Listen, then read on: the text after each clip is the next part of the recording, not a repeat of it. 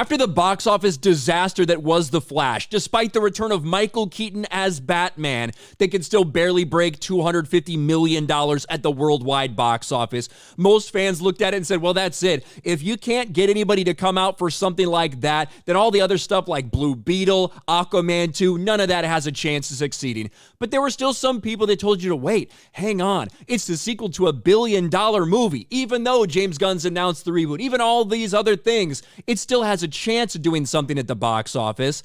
Well, here we are, a lot of controversy later, a lot of Amber Heard drama later, and the box office projections are finally out for Aquaman 2, and it's worse than The Flash. Here it is, the first long-range box office forecast, which these can change a decent amount. It can go up, it can go down, but just the initial numbers are not very good for Warner Brothers. You can see it right there, opening forecast range, $32 to $42 million. That would be, well, higher than something like Blue Beetle or Shazam 2 Fury of the Gods, but also significantly lower than The Flash's $55 million opening. And also, that would be lower than even something like The Marvels, which is currently flopping at the box office.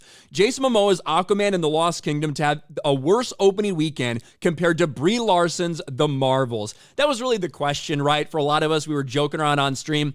What's going to do worse, The Marvels or Aquaman 2? It was really a toss-up. People weren't quite sure what to expect. Maybe because it's released over Christmas, Aquaman 2 is a better chance of, getting some of that holiday boost. But right now, it certainly doesn't look to be the case. Check out these overall numbers. Aquaman and the Lost Kingdom, $32 to $42 million for a total domestic run, what they think would be $105 to $168 million.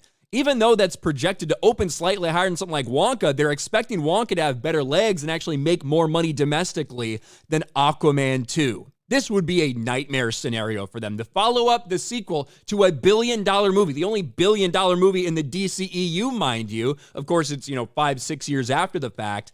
$32 to $42 million. This is where it would put it all-time in opening weekends.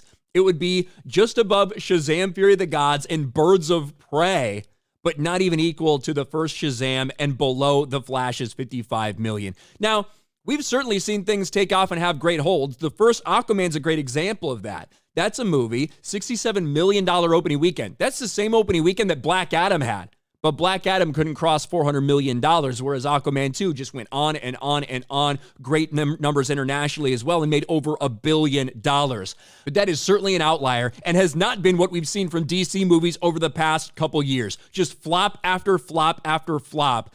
And Aquaman 2, with the first official numbers, looks to be another one of those. Could be worse than The Flash's disaster. Might make less money than The Flash if you just base it off these opening weekend estimates that we have so far. Certainly things can change. They've done their best to hide Amber Heard. They've done their best to stay out of so much of the drama. But with the reshoots they reportedly had, with the budget reportedly maybe even getting out of control, this could be the final nightmare for the DCEU before they officially transition to the DCU. What do you guys think about this? Let me know in the comments section below. What's going to make more, The Marvels or Aquaman 2? That's the question we all have. Really, the question at the end of the day is which one will lose more money for each respective studio. Smash a like button, subscribe to the channel, ring the bell for notifications, share this video out there, and I'll talk to you later.